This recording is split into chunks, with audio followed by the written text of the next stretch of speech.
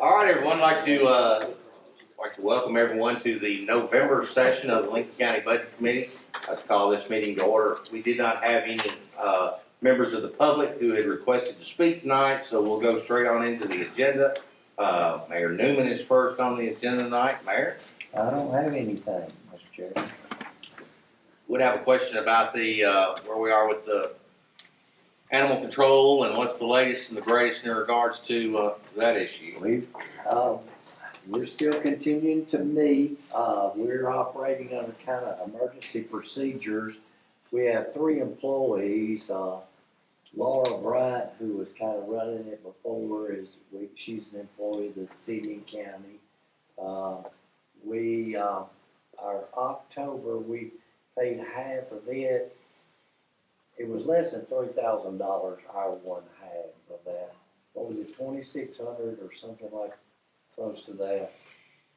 So that included paying those employees and some initial supplies. We had a Zoom meeting with some experts on animal control this week. That was yesterday, and they gave us some really good points on some of the things where we should be heading. And one of them was they're going to give us a list. It's just unbelievable how many different things you think of relate to animal control and the different ways that it can go. So one of their suggestions, they're going to get us all of those items. And then our first thing is we're going to go back and meet with the Humane Society and say, which of these would y'all like to do? Would you like to do some of these for us, like adoption and that type of thing? The tough thing on that may not be something they can initially do because they don't have a facility. They're basically doing it from people keeping them at their homes until they do something with them. So we're making progress, but it's still mainly planning stuff. So we're operating where the animals that we do take in, it's basically, have they been injured, hit by a car? Are they a threat to other animals or a human being that we would take? Did somebody got pulled over with a DUI and there was a dog in the car that, we'll take? Those emergency type situations, we're taking them. We have very few in the facility itself. And it has been discussed when they did the walkthrough. Jack Williams, who is the city building inspector, his opinion is we probably should start over from ground zero. Now, when to start over from ground zero? Because we just can't go, we're going to build something. But I think short, long term, that's probably it. We're going to have to use that facility there for, I don't know, maybe a year or maybe less. But Sheriff McConnell, she had a good point too. When she did the walkthrough too, when they walked through at that time, that if we got it designed properly, there's lots of things that, as far as building it, that we could use inmates for on those, especially since we're going to be, as soon as we get over COVID in the jail, add a second workforce there out of the jail. So that's kind of it. I'll answer any questions that anybody might have. Anybody got any questions? Any budget members? Any other commissioners back there got any questions in regards to the animal control issue? I'll say this. Sheriff's Department could not be more cooperative. At every meeting we've had, either the sheriff and Sandy both have been there, or one or the other. And sometimes Jeff Bradford have been there. And they're taking an initiative. If there's something going wrong, they're not fooling around. The Sheriff's Department's not. They'll carry them to court. So we got a friend there for sure. Between the city and the county, it's working good. We're just kind of ignorant on some of the things that we're having to get up to speed on. We'll appreciate you staying on top of that. All right, and you didn't have anything else? I can't think of anything else that I was supposed to bring up. All Next on the agenda, we have Mr. Will Thomas, Chairman of the Industrial Development Board. We've been trying to schedule this for a couple months, and Will and I keep having problems getting together on this. But anyway, appreciate taking your time and coming down. There's been some misinformation out there, I guess, the last few months, and he wants to kind of address some of that. But he's got a presentation in regards to pilots and some of the activities of the IDB. So, Mr. Will Thomas. Thank you, Doug. Yeah, I apologize. One month I got confused on time, and then I think last month I was gone. This thing's, we're going to talk about payment of taxes, which are pilots. And, you know, I'll start off by saying I remember when I first was on the Industrial Development Board, I think it was like Ron Mayhall was chairman, and we were still meeting at the airport. It was maybe 16 years ago. And since we're meeting at the airport, this is what made it kind of funny for me. We're sitting there, and they're talking about pilots, and you know we got to work on a pilot for X, Y, Z. And I'm sitting in the chair thinking, what do we have to do with pilots at the airport? Like I was completely lost. And then they start going through it. I'm like, okay, I still don't know what they're talking about, but it has something to do with taxes. So saying that, my desire to come tonight is purely from an economic development, economic recruitment point of view. And being on the Industrial Development Board, that's top of mind for that entity all the time. So I'm going to go through some slides here. You know, stop me anytime. I did do this put this together about 3 months ago. So everything's still accurate. But if you got any questions, just stop me as I go, and happy to answer it. My goal objective would be at the end, everybody in the room is, you know, it doesn't mean you're going to like every pilot or dislike every pilot, but you understand how pilots work and the purpose of it is my objective. So, just high level view, IDB is thinking, okay, how do we create jobs? And if we can create jobs, that will lead to people moving here, which will increase property tax revenue.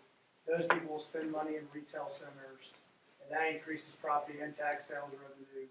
And this, overall growth slows the rate of tax raises per person. So this came up a little bit was the summer when y'all were going through some of your budget stuff, and somebody had said, we do pilots, we're giving away money, and it triggered to me that, well, I think it's not fair to say we're giving away money. And when we get down and talk about pilots, you understand why an economic development person would say you probably would have never got the money that you're getting, that you're not giving away anything you have.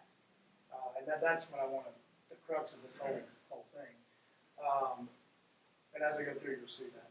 So this shows basically who we compete against, in our community to lure jobs here. Tennessee, TVA is fantastic on economic recruitment, and the state. They both do a lot for us. The conflict a lot of times is TVA covers pretty big areas, so they might have 2 or 3 communities recruiting the same industry.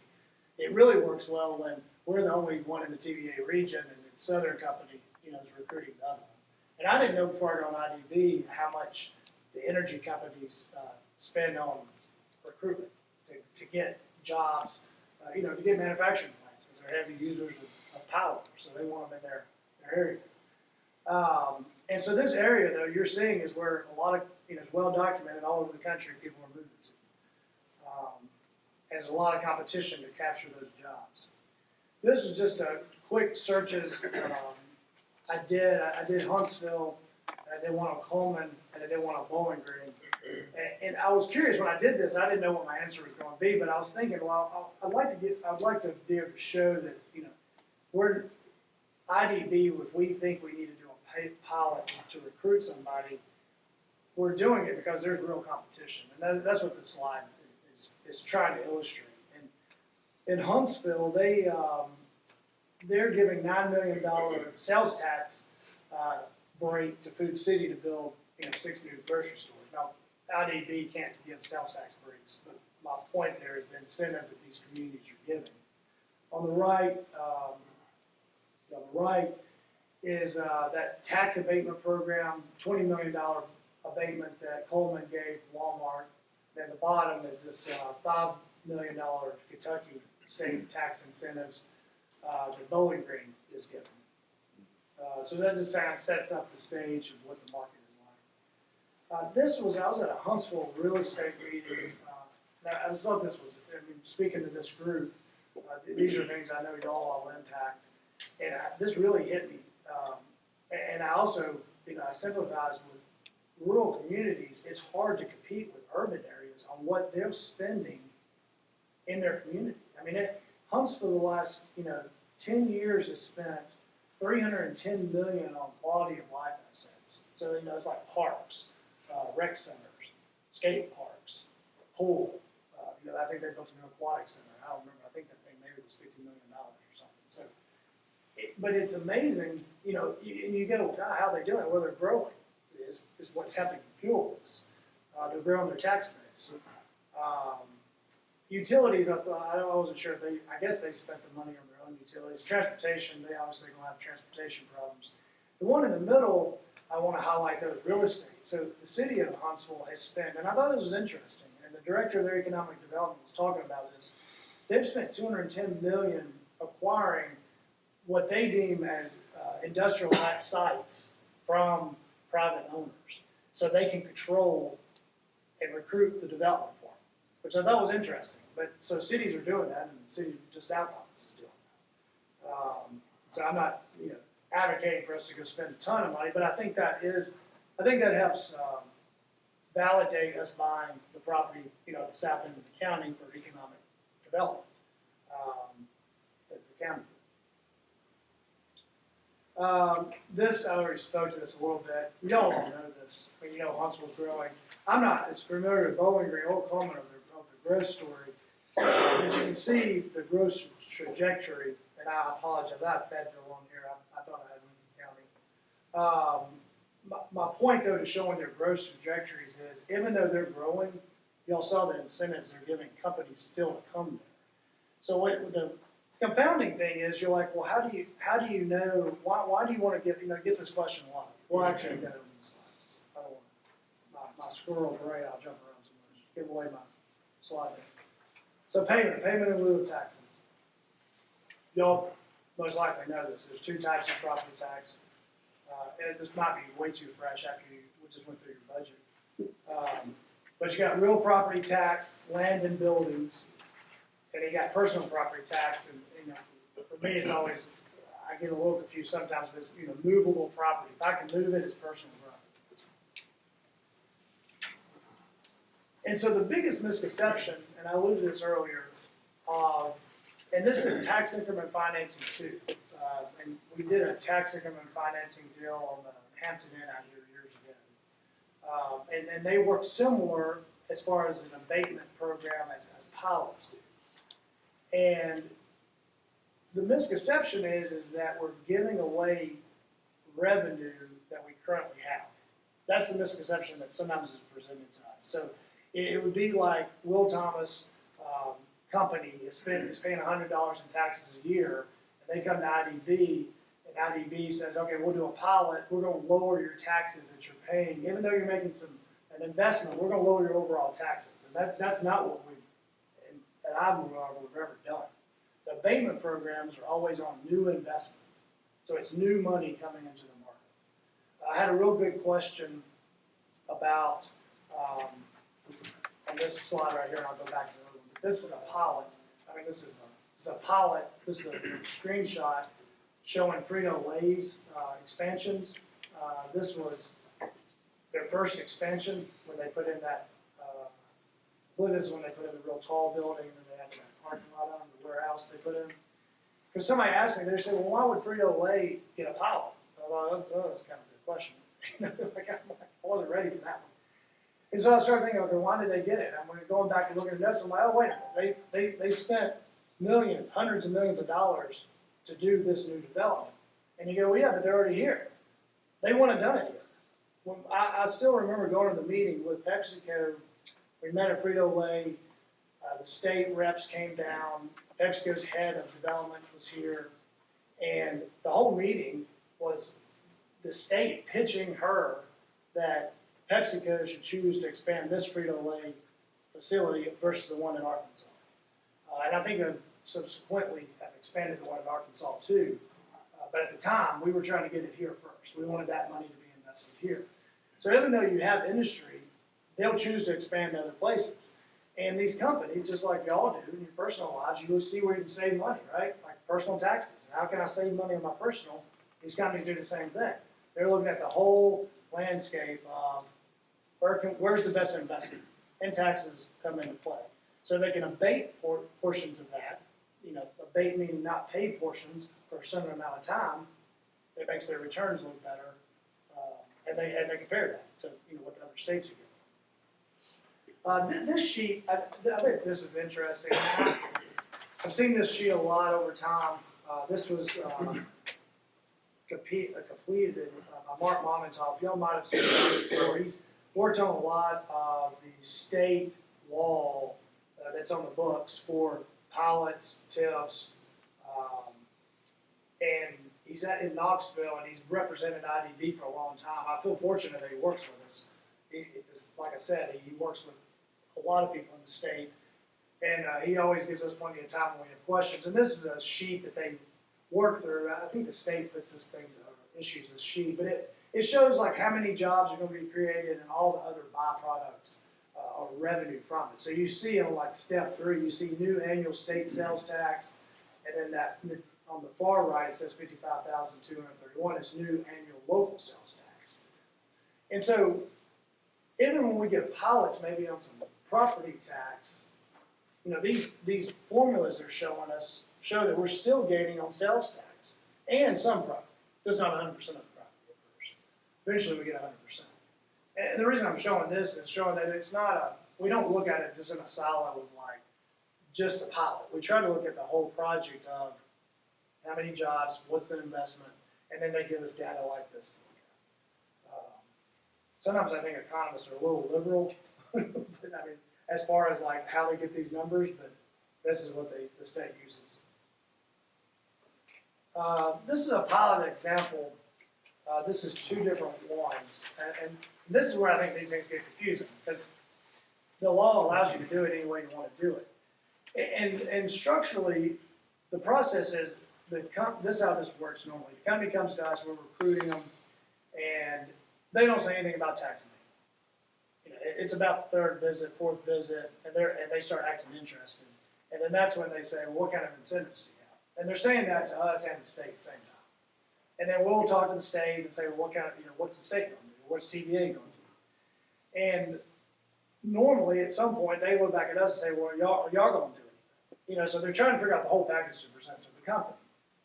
That's why pilots come up. We definitely do not tell them up front, hey, we'll do a pilot if you come here, because it really complicates things. But any company knows there's tax abatement programs. They might not know it's called a pilot in Tennessee, but they know there's tax abatement programs. This is an example on the left, the first expansion. I think this was the Frito-Lay one. What it shows is the percentage reduction of taxes otherwise payable. So what that means is in the tax year beginning in 2019, the taxes on the new stuff was reduced 82%. But we didn't do a pilot on the old equipment, only on the new equipment. Then the next year the taxes are reduced 76%, and you can see how it goes down over time. So over time, you start capturing more of those new taxes, and the old ones, in theory, should be left alone. We should not be abating those. That would never be the game plan. On the right side, you see this is another example, percentage of taxes otherwise payable, and this one just has a shorter time frame. It gets everything on the tax roll quicker, and that's probably where the biggest debate is. I think most people are like, well, how long do they really need to be, and how much do they need to be? And that's a negotiation question. That's what we just have to try to be smart negotiators and figure out. And y'all's feedback is welcome on that. Once we have a pilot and we put the numbers together, the protocol, I guess you could say, is the IDB board has to approve it. And then it goes, if it's in the city, in city limits, then the city alderman would have to approve it, and then the county commissioners have to approve it. If it's just in the county, obviously, just the county commissioners have to approve it once IDB does. And that's just because it's a tax payment. We can't approve it. We can only approved to send it to the governing authorities. This is a good example of you know, a reason we think the money gets circulated back into the community, even though it might not be taxes at first. Arians, you know, just opened this year and has already, just this article on the left, you know, wrote a check for $80,000 to help the STEM program. So, again, I think from a development standpoint of a community, creating manufacturing jobs is really important to the health of the community. Not only just from the jobs they create, but the money these companies can put back in the community. And then you get companies like Arians, which are really community-minded because they're a privately held company. You know, they don't have shareholders to report to. They can do, I guess they can be more giving with their money versus, you know, publicly traded companies. Then on the right side, this is the pilot that Arians got. You know, Arians, just to show you how competitive it is, when we met with them the last time we met out here at the building, they had not committed. They had all their people in town, their owners in town, a state economic commissioner was in town to show you the significance of it. And at the end of the meeting, their CEO said what he needed to, you know, what was left if they were going to come here and not join.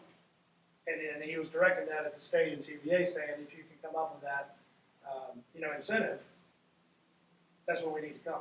So even at that point, when you think you're like really going to get them, they're still grinding you for money. And we had, you know, we had already offered this pilot, and they still were saying that wasn't. I thought this was interesting. I got Elaine and Emmy Lou to help compile this. This shows since 2010 what we know of as the amount of investment made in the community by companies. You know, $635 million. So, a lot.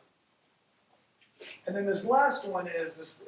I was curious. So, you know, I mean, before I came and presented, I wanted to make sure. Last thing I want to do is come tell you these things are okay. You know, we need to do them, and then I see tax revenues and they've gone down. That'd be a really bad story to tell. So the good news is, if you go to that kind of that green line in the middle, I guess it's green. It's not as green as the second line of the screen, but in the middle under assessed values, you see how that's grown over time. And then at the bottom, at the very bottom, you see how taxes levied has grown over time. And so, you know, and I don't know if there's, you know, if the counties or governments really try to forecast growth. I know you know what kind of growth you need. I guess the point I'm making here is, even doing these pilots, and we haven't done that many of them, we haven't adversely affected tax revenue. And we would like to think we've got grow tax revenue, particularly on the sales tax side, because of new jobs and those people, you know, spending money in the community. So I know that's a kind of a monologue on pilots. Any questions on it, or process on any of it? Got a question, Will. You know, we hear so much about, and I try to tell people that, you know, competing against these other states. I mean, there's some serious money put out there, and looking at the deal that Huntsville gave Food City, $9 million in sales tax revenue breaks for bringing those stores into one city. Right. So, I mean, was that Alabama, or was that the city of Huntsville that did that? Yeah, So, City of Huntsville did it. and I know that Alabama, competing against them, the state they'll just throw cash money out there. I know when they brought some of the automobile plants. Yeah, they've been a little bit more aggressive than I would say the state of Tennessee has been with direct cash also given. I don't know if the state can give direct cash. That'd be a legal question from Mark Lowenthal. I for some reason I feel like the state of Tennessee can't give cash directly, where some of these states, like Alabama, I believe can. You know, they can just say, well, here's $500,000, do what you want with it. And that's the kind of thing that we're competing against. Right. At the states around us. I mean, every state's a little different in what their rules are and what they can offer. And certainly there's some states very close to us that they throw some serious money out there Right. for some of these companies. So I don't think people realize you know, what we're competing against, and these No. pilots are the only thing locally that we have It's only to we offer. have to offer them. I mean, we normally sell the property to them in the parks, you know, at some value. We try not to give that away to them. I guess that'd be an incentive, but that doesn't, I mean, you know, they're spending $15 million on personal property, that's more incentive than giving them some acreage of land. So, What kind of things does the state of Tennessee, when they look to the state, what is the state offering The these state, things? I know the state they have some discretionary money, but then they have some ongoing programs for job credits that you can get. That any company, if you're going, I don't know what the minimum, I don't know if it's 20 jobs, 30 jobs, but you can apply, and there's a state program always for that. And then they have other extra money to incentivize certain projects. And then, like I said, TVA, who doesn't really disclose what they have, is very aggressive with having us recruit. Problem is, if it's in Tennessee, TVA is representing them, and Tennessee Economics representing. Questions for Mr. Thomas? Let me just make a comment, and this is a question more than a comment. The way these things work, as I understand it, there's a tract of land, and the tract of land gets sold to the IDB, which is not taxable. They don't pay, the IDB does not pay property taxes. So basically, if I'm not mistaken, the IDB could lease this out to this industry and say, just don't pay any tax. They don't even have to do a pilot. Am I wrong? You're right, Y'all are not. you're right. They have all authority. Yeah. They could go that far, but what would happen is we'd stop funding them too, and they wouldn't be in business. Yeah, I'm not in sure 2 state years. law allows that. But by law, it's right. But you do it and they pay it, so, I mean, basically, I think, and again, it's a question, and I may be dead wrong, but I don't think you have to do a pilot at all. It could be zero. By law, you're correct. But now we're getting some back through the pilot, and, you know, does anybody just say, hey, we don't wanna pay any property taxes for this period of time, and then at the end of the lease, we're gonna buy it for some, usually it's a low number. Yeah, usually the pilots have, that's what I'm wondering, I mean, the pilots have like $1 buyback or some nominal $100 After 20 years or 30 years or at the, something. well, just at the end of the lease. Yeah. Whatever the lease term is. So really the pilot is just kind of. And one of the things that It's a plus. last time I think Paul Braden addressed this group was the difference between personal business property, because it's depreciated over time. The state assesses it, county assesses real property. The value of it goes down on the thing, so where we gain is really on the real property. We get cheated a little on the personal business property because it's depreciated. The value of those are coming down, so our percentage that we're collecting goes up, but the value of those properties go down. Now, as they buy a new piece of equipment, it comes on at 100% of the value in that year. So, but it's a little complicated. But I don't disagree with anything, Will, that you said. It's one of those that when we go to the conventions now, the number one thing that they said communities need to do is talk about training, and it's mainly TCAT, training workers, you know, and starting at an early age. It's all about workers now, but I don't disagree with anything you said. It was factual.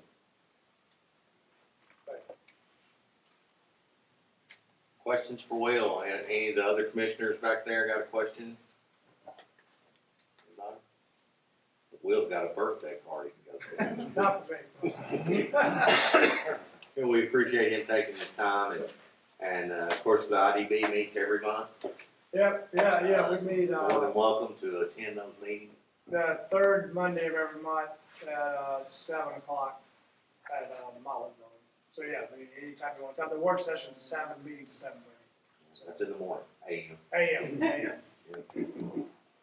So, We appreciate what you do. Will I'm trying to remember, you served a couple different times. The city appointed you once and the county appointed you once. I think Yeah. you're on you're a county member right now, aren't you? I'm on a retirement plan right now. Will's term actually does come up, I think, next year. Yes, and you can't be reappointed. 25.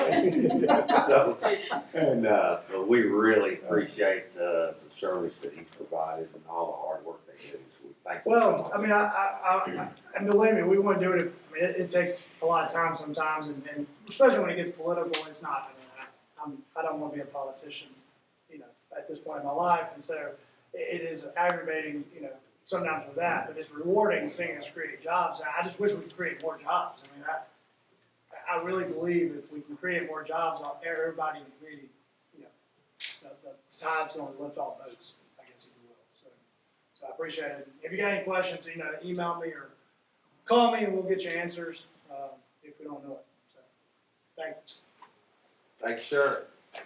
All right, next on the agenda, we had Sheriff Joyce McConnell and Sandy Metcalf were coming to see us tonight. I think County Mayor referenced that COVID is running wild at the jail, so they are not here tonight because they don't want to give us COVID, but I think Jason is going to cover what they intended to present tonight.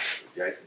Okay, and y'all have it in your packet, it's pretty straightforward, where they are requesting a budget amendment from the drug fund balance, it's count 122-54-150-716, in the amount of $35,000 to purchase the Guardian software for the jail. This request was proposed back in the budget cycle, if y'all remember, they took it out, and now they're wanting to switch money from the drug fund over to purchase it, so. It's a budget amendment. And this was something that was gonna help them with their, the difficult time they've had getting employees out there. I think that was the whole point of this Guardian system, was it was gonna help them, wouldn't need as much personnel. It's like a tracker system for the individual inmates. So, any questions about the Guardian? We're gonna kind of vote on these as we go. I think that's easier for Ms. Tina to do in a minute. I move to approve. Yeah, I got a motion. question.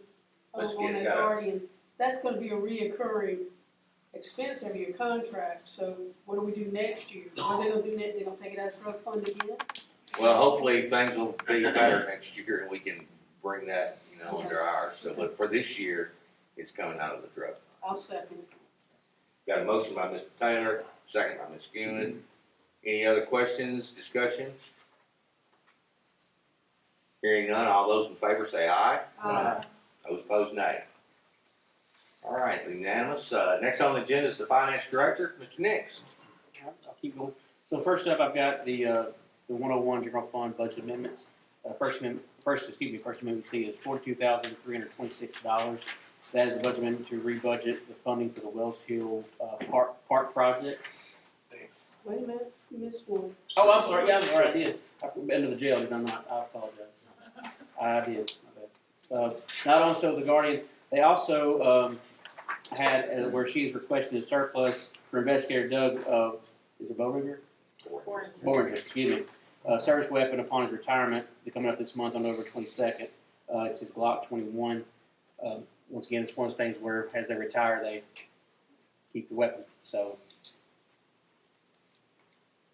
Okay, what's the will of the body in regards to this surplus item? Move to approve. Taylor moves to approve, Mr. Spray seconds. Any discussion? Hearing none, all those in favor say aye. Those opposed, nay. Unanimous? Go ahead, sir. Thank you, David, for sliding it from my face. So back to the amendments. $42,326, once again, budget amendment to rebudget for the funding for the Wells Hill Park project. The second one is in the amount of $1,000. It's for Matt's tires, it's 600 of it, and 400 for gasoline. He's running a little short in that line, and we're moving it from his maintenance and repair services for that. That's within budget, no new money. Next one is $32,818. That is a budget amendment to record the revenues and expenditures for the state mental health transportation grant. And the last one there is for $25,000. That is the budget amendment. If you remember last commission meeting, the closed session, that's in regards to that. Okay, what's the will of the body in regard to the 101 general fund budget amendments? Mr. Bryant moves that we approve. Mr. Sanders seconds. Any discussion? Is that vehicle just Matt's vehicle? That's just Matt. I've got one question on the Wells Hill Park project. Is that a part of the money we approved last year? Are they out of money, or is this grant money, or $42,000? This goes back. It's been several years ago. We had 55,000 was our total match. And last month, we, did a budget amendment for the 12, That's right, the 12. and we still had more expenses. So I moved the rest of the 55 that we had. And this will be the total of what we had for our match. Okay. I'm good. Any further questions? All right, all in favor, say aye. Those opposed, nay. All right, Mr. Nix. Okay, keep going. To the school budget amendments, the 141 general purpose school fund budget amendment. First one is for $8,626.02. Reflects a check received from the Tennessee Risk Management Recovery. It's a big lightning is to repair the damage of that. The second one is $60,894.46. It's to set up the E-Plan State Special Education preschool budget for the 23-24. Next one is for $1,053,783.37. This is reflects adjustments to the state approved E-Plan Innovation School Models Grant for this budget year. That's for the CTE department. Next one, the 141, is for $70,170. That's a budget revision number 1 for the voluntary pre-K local budget. It's basically needed to estimate the current payroll through the end of the year. I think that is all I have in 141. Okay. These, all the school budget amendments, they were approved by the school board in their October meeting. Last month, the way the calendar fell, they met after our budget meeting. So just know, all these school board amendments were already approved by their school board. Okay. Mr. Taylor moves that we approve. I'll second. Ms. Bonnie seconds. Any discussion, questions? Hearing none, all those in favor say aye. Those opposed, nay. Unanimous? Okay, moving on to 143, centralized cafeteria fund.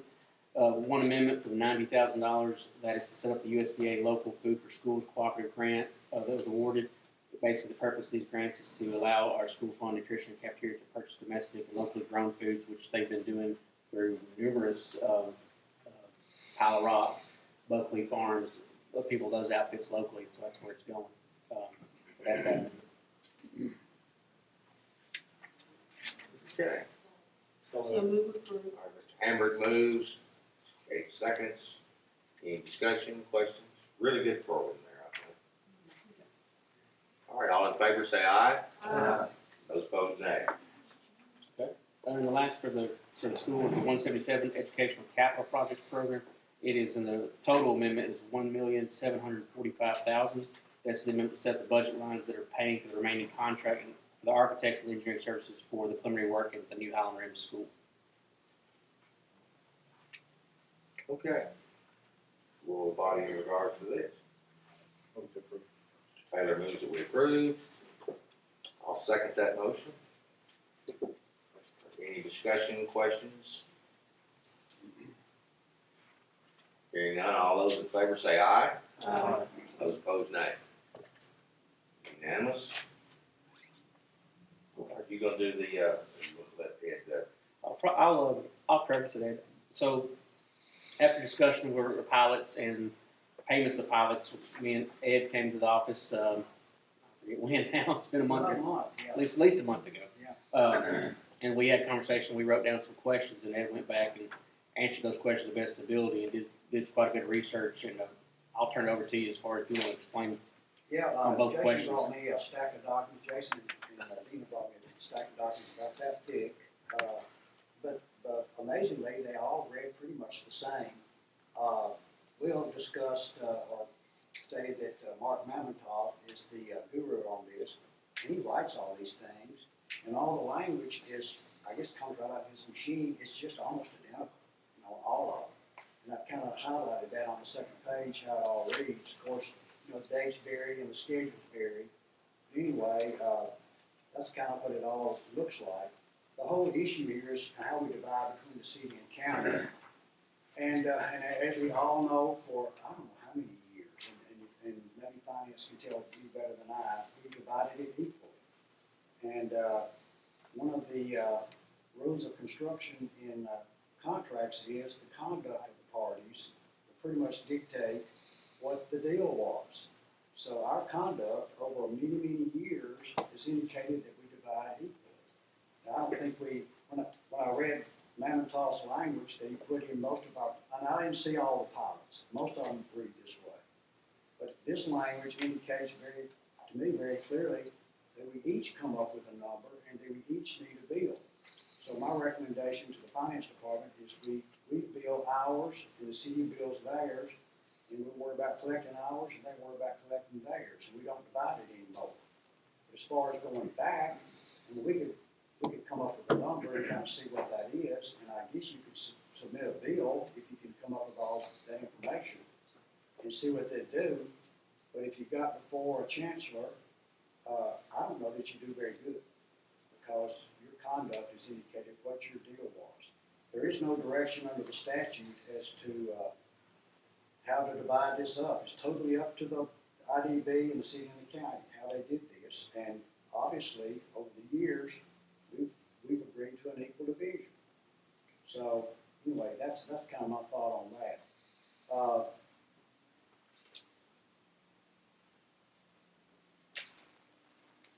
Y'all read this, do y'all have any questions? I mean, it's, in a nutshell, I think we built our own, and as far as going backwards on trying to collect from the city, I mean, we can come up with some numbers and send them a bill, and you might decide that you want to let a judge decide this and see where we go. But I don't think you're going to be very successful. So are you saying we've never been paid from the city? No, we've been paid half every year, as I understand it. We just had to, we were due more because, our tax rates are more, okay? We're due more, but we agreed to a even split. So I think maybe the fact that we've agreed to it over maybe decades, then our conduct has indicated what our deal is. We didn't have a written agreement, that's just what happened. They sent us our half and we accepted it over the years, so we may have to, that's the bed we made, we may have to lie. So going forward, we need to renegotiate to whatever it is. Well, going forward, I think we bill ours, they bill theirs. We don't even worry about a division. These entities can send us our check, they can send the city their check, and we're done.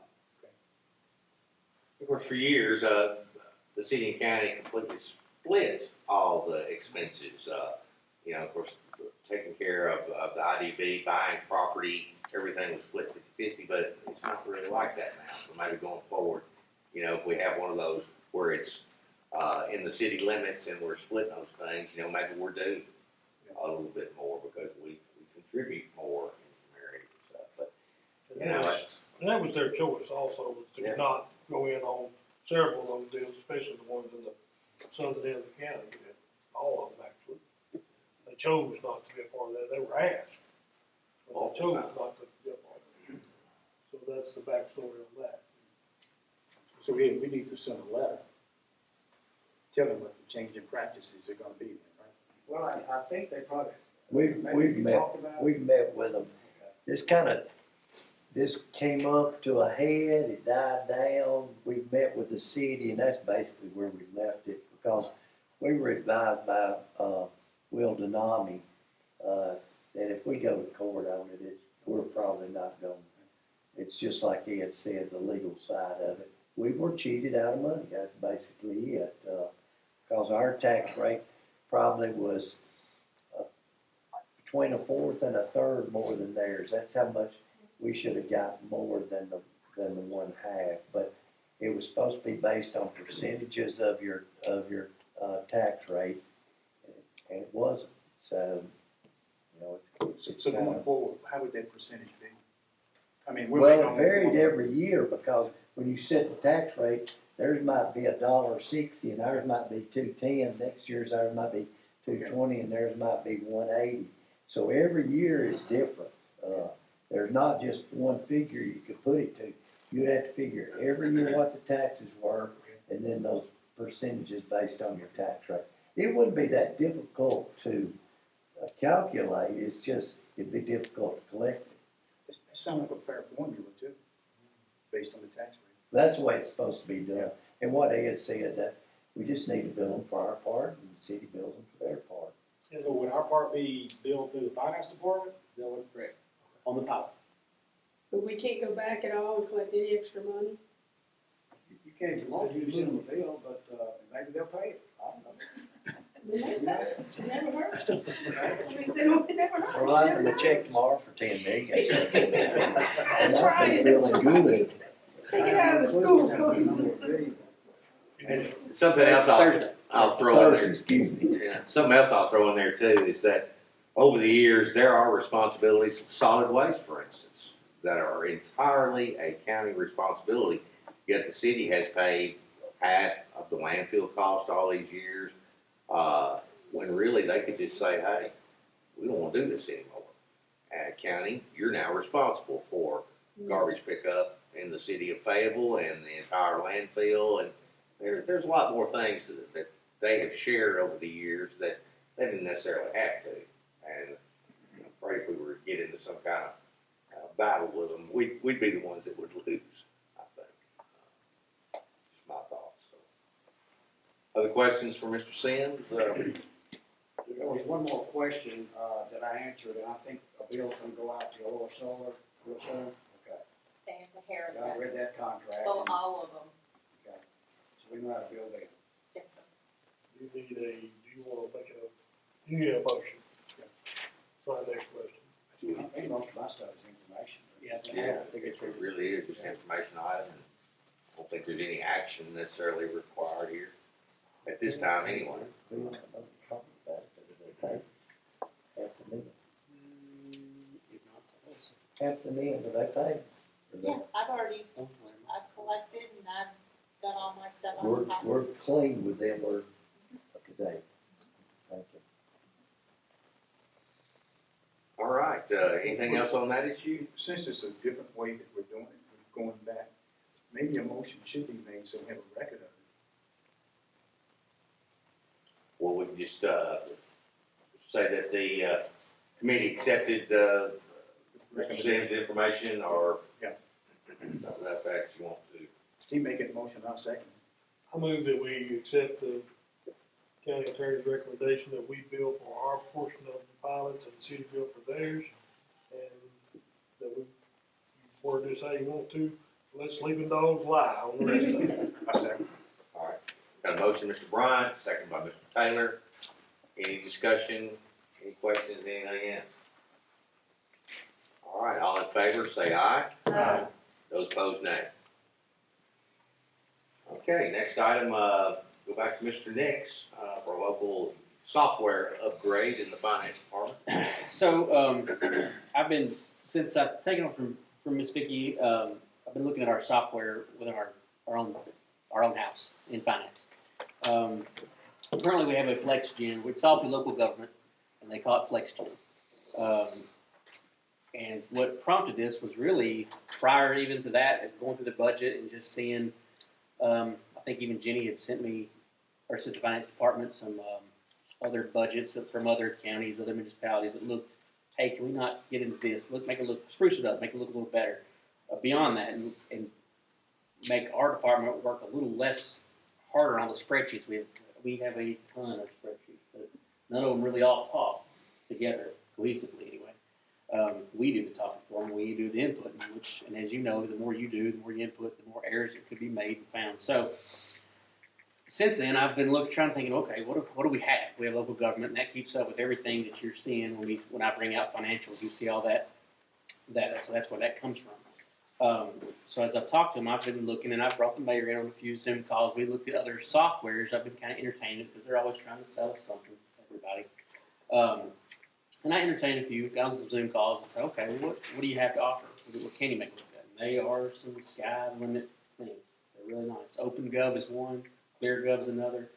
The very first one we got on the phone with to implement it was, I want to say $125,000 just to implement it for 1 year, one-time cost. But then the recurring cost was about almost 60,000, I think, for that particular thing. Now, what that would do, it would talk to our local government software, which is our main software, and update every night. And every night, I could come in the next morning, every day, and have a month-to-date budget, new number every. I mean, the Cadillac version, but it was pricey. So another Gov, like I said, ClearGov came along, and they seemed to have got the same thing. So I entertained them, Zoom calls as well, and we got into do it much cheaper. Could still do, I think, when me and Dina talked about it, what we needed. I mean, yes, that OpenGov was great, and it would be great, but it's maybe a little too much, especially the price, way too much more than we really needed. So I went to ClearGov. ClearGov was willing to waive their $7,000 upgrade fee, just or one-time implementing fee, but their annual cost was still somewhere in the $25,000 to $30,000 range. Once again, much cheaper, and we both liked it. I will say a lot, and I was to the point even having Ed review the contract on it.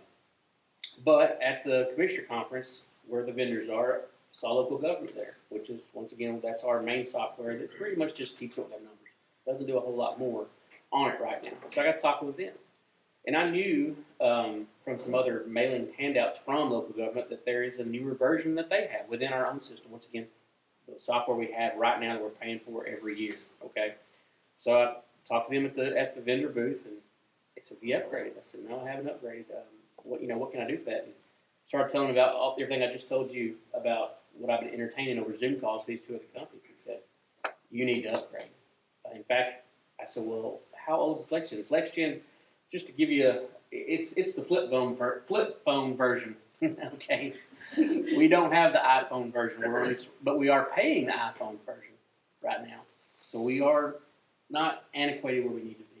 So after getting on the phone with them the very next week, coming back to the office, and they brought their local rep in, and what you're seeing in your packet is kind of the breakdown, and I'll go to that. So there's levels within it. You don't have to buy the whole package. Or upgrade the whole package, but I told them, I said, no, give me the whole package. I want to see what that number is. So what you're seeing in front of you, our current annual support is $16,899. If we upgrade to what they call Next Gen, once again, we're in FlexGen now, move to Next Gen.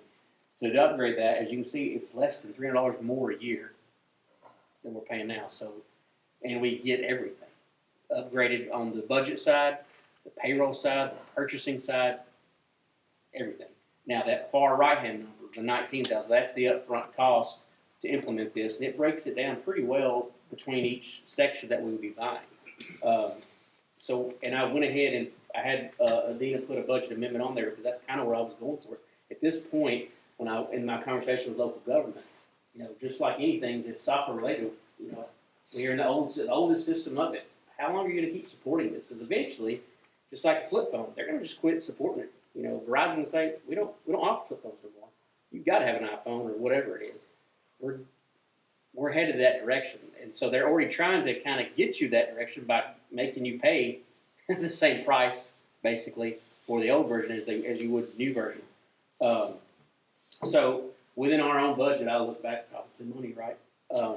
We have an employee line that I don't foresee us adding a new employee this year, within this fiscal year, that is.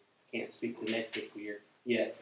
But we have this money sitting in that employee line enough to pay for this upfront cost. Now, I did the budget amendment right there for 20 cents over what it actually, that one-time cost. But I'm still going to go back to them. So I'm kind of requesting from the budget committee and eventually the commission to give me the power, the money to go back to them. And if they won't come off that $19,000, I'm still going to negotiate that. I think they can come down off that because, hey, I'm fixing an upgrade, Sure, they can come off that. But if they won't, if that is the cost, that I want to have the power to still, because I still think it's needed. We need that new software. We need to be able to present in a more transparent way to other commissioners, the people, and it will help build it, and it will really cut down on manpower within our office of having to accumulate all these spreadsheets that don't talk to each other. And these will, by doing a simple upgrade with a software we're still familiar with. Now, it's going from if you remember the old DOS-based stuff, the old mainframe systems, it's all keyboard driven. That's what we do right now, every day. You can use a mouse, but it's quicker with that.